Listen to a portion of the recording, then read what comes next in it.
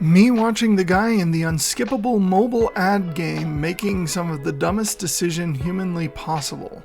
Well, yeah, I mean, they do that just because they want you to be upset about it so that you download it and you show, oh yeah, I can do this, and they get the downloads and all that, and then other companies want to do business with them because they see all the downloads, even though maybe the downloads don't stay too long or whatnot. It's just a way for them to scam people and get money for doing it.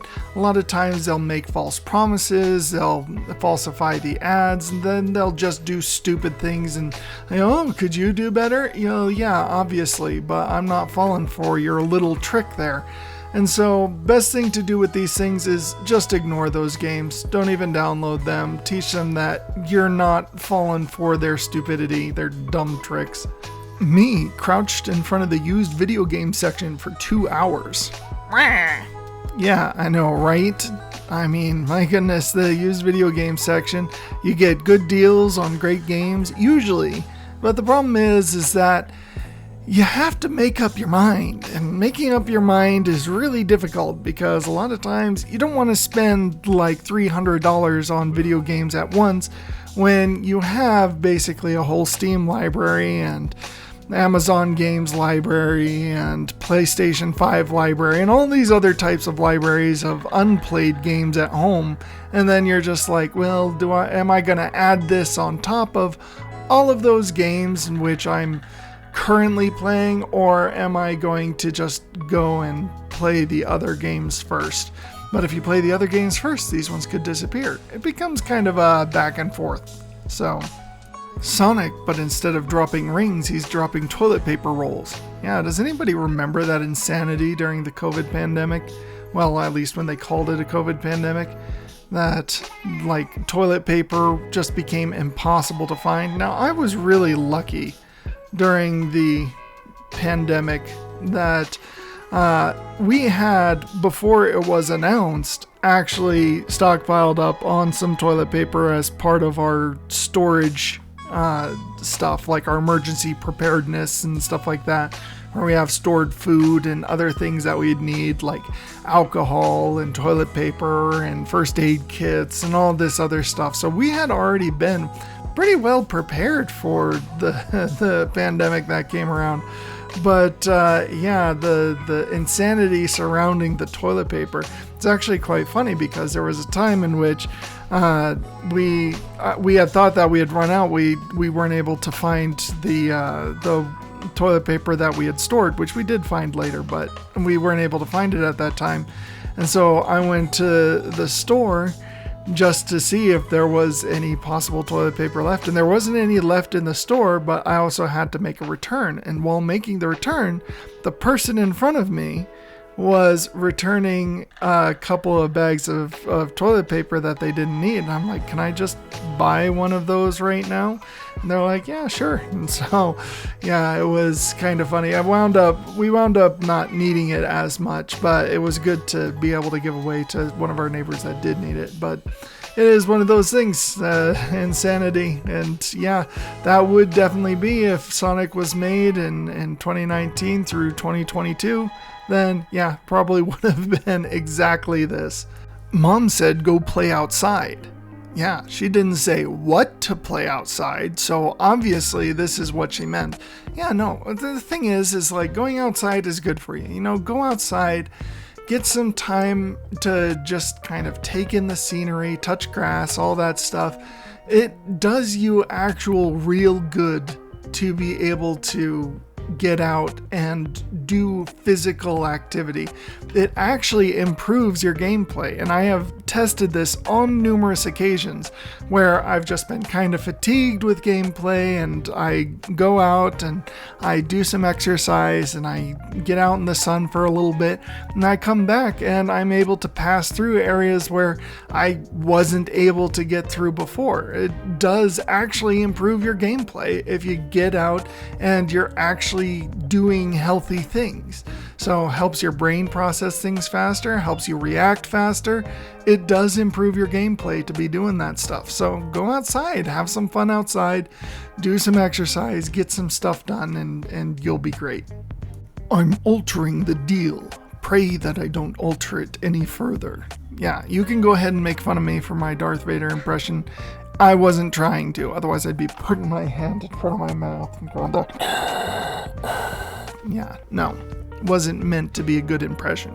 Anyway, but yeah, EA, oh my goodness, that particular company, I've pretty much completely stopped buying anything from EA. Like, they just really have gone all gung-ho in the breaking up games and selling individual parts and pieces and stuff like that. And there are a lot of good games out there that don't do that.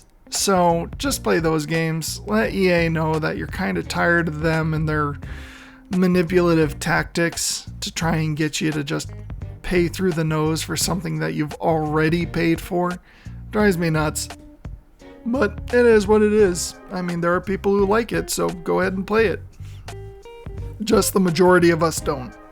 Me raging in Brawl Stars, not at all. Me raging in Fortnite, somewhat upset. Me raging in Fall Guys, ready to destroy. Yeah, there are games that will do this to you, where you feel like you should be able to do it easily, and because you can't, it just builds up that rage inside you. That happens to me all the time, where if I feel like I should be good at a particular part of a game, but I'm not doing it well, or it's a bit harder than what I expected it to be, then I get a lot more upset with that than games that are particularly difficult.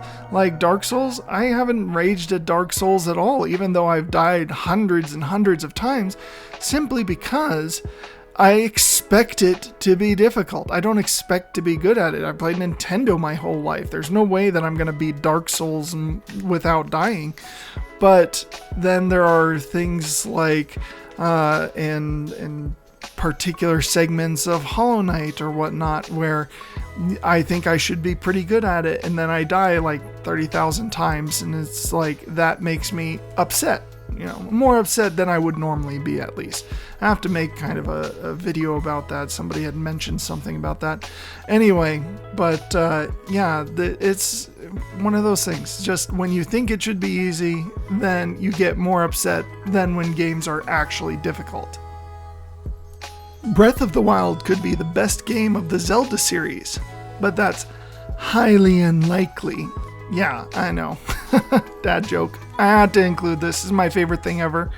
If you guys know me, you know that I enjoy my dad jokes. It is just, yeah, the Breath of the Wild, great game. Don't get me wrong. Love it. I love it as a game itself, but not the best Legend of Zelda. Like, Twilight Princess was by far superior. Like, the best Legend of Zelda in all of the Legend of Zelda series, definitely Twilight Princess. And I love Ocarina of Time. That one always has a very special place in my heart that I really can't give it a comparative note to any of the other Legend of Zelda games, otherwise it would always be my favorite. But when you take that out of the picture, Twilight Princess, by far, best in the series. Slaughters entire army in front of half the town, rips down 4 wanted posters, and everyone is afflicted by amnesia. This always happens. What is it with you can sit there and commit these atrocities in front of an entire town, but then you do something and suddenly you're okay. People seem to not remember anything. Now, I understand from a gameplay perspective. Obviously, you don't want to have a gameplay that is basically built on the mechanic of being as destructive as possible, and then having that infinitely influence the rest of your gameplay. You could do that. I don't think that people would find it very fun, but it's one of those things that, like, if you were to put any sort of realism to it, you'd be wondering why on earth that after you rip down a few posters, suddenly nobody remembers that you slaughtered their entire protective army. So yeah, it is what it is. Assassin's Creed, great games. I haven't played any of them yet, but my brother has, and he really enjoys them, and I enjoy watching them. So anyway, I'll just play for an hour or so, and it's done. Yep, that happens to me every time. You sit there and you get really into a game and you're like, I can only play for a short amount of time because I've got such and such to do tomorrow. And it gets worse when you get to be an adult and you have actual responsibilities that you can't shirk or push off to another time frame, that you actually have to get done on time at certain times. Like, it gets a lot worse because then you start playing a video game and you wind up wasting all of your sleep time and then have to go throughout that entire next day without any sleep, being tired, pushing yourself to the limit of things that you're capable of doing, and you're kind of stuck. There's nothing you can do there. So just long story short, set yourself a timer and try and stick to it as much as possible. And if you have to go over that time, like say you're in a boss fight or something like that, then end it as soon as you can after that timer. Make some boundaries. Give yourself some boundaries. Don't flow over those boundaries. I like to play games. Okay, yeah, name 30 games. Final Fantasy. Yeah, that's on me. I set the bar too low. Yeah, the Final Fantasy has so many games. Just mentioning the name Final Fantasy, which one are you talking about? 1, 2 through 15 with possibly some of the side ones like Renegade, or not Renegade, whatever it was called. Crisis Core, whatever it is. There's so many Final Fantasy games. It's like, but I'm sorry, those are great games. Like, they are great games. So yeah, you can call yourself a gamer if you're playing Final Fantasy, and even if that's like literally exclusively the games that you play, there's so much variety in the gameplay and so much variety in the games that you are 100% a gamer. They're difficult enough, they're fun enough, they're explorative enough. They have open world ones, they have on rails, they have the older, like the retro ones, they have the remakes, they have, like, literally every sort of game style that you would ever want, they have in the Final Fantasy genre. So you could just play that particular franchise exclusively and be able to very easily qualify as an extreme gamer. Skips the opening cutscene to play the game faster. Spends almost an hour making the perfect character. I don't get why people would skip the opening cutscene. I mean, that sets up the tone of the game. That sets up kind of the lore, the story. Like, are there really people who just play games uniquely for the gameplay and don't want to know anything about the lore of the game that they're playing? That kind of strikes me as odd. I mean, sure, I am one of those people who I enjoy the lore of the game quite extensively, to the point where I have to complete 100% of the game and listen to every NPC in order to understand it as much as possible. But I don't quite understand those people who don't want to listen to it at all, period. So yeah, this meme makes sense in that particular sense, but it is what it is, I guess. Accused of murder, proves his innocence by murdering everyone. Yeah, it's not a really strong plot point when you consider it. I know that there is a way to particularly go through without murdering anyone and just kind of like knocking them out, and that would be more or less my gameplay if I were to play Dishonored. But it is one of those things that there are so many games built around that mechanic where you absolutely destroy the world in front of you, and then you, like, in order to prove you're innocent, and by the end everyone's like, oh well, I guess he was just proving his innocence, so all of those other murders, they're justifiable now. It doesn't make any sense. Like the plot line, or at least the thought of the plot in that particular facet, doesn't quite add up. But once again, we're not dealing with reality, people. Like, we're dealing with video games that are supposed to be fun and have at least a minor tie to reality to help establish the suspension of disbelief. But other than that, it's just to have fun. So enjoy it. When you play games to avoid your responsibilities, but you can't fully enjoy it because you have responsibilities. And that happens a lot to me. I don't play games to avoid my responsibilities. I play games because I have a lot of responsibilities and it gets overwhelming at times. Games are kind of that relaxing bit of entertainment throughout the day. Some people, they play sports. Some people, they watch Netflix. Some people, they turn on the TV. Some people listen to music.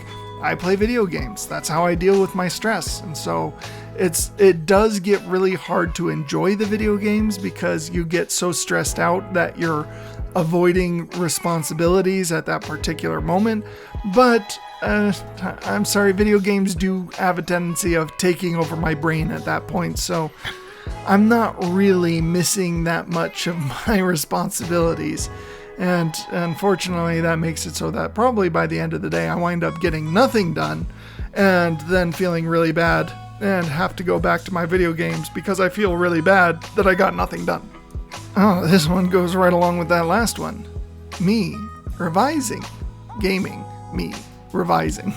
Yeah, gaming will stop you from doing the things that you're supposed to be doing, for sure. It is one of those things, like I said before, you start gaming and then you lose track of time and you wind up gaming for hours and hours and hours, and then you wind up feeling bad that you game for hours and hours and hours and now don't have time to address your responsibilities, and so you game some more in order to relieve the stress of having gamed priorly and not getting done the things that you needed to get done, and so you're now pushing off again the things that you need to get done, in which you then turn back to gaming because you are pushing off stuff that needs to be done.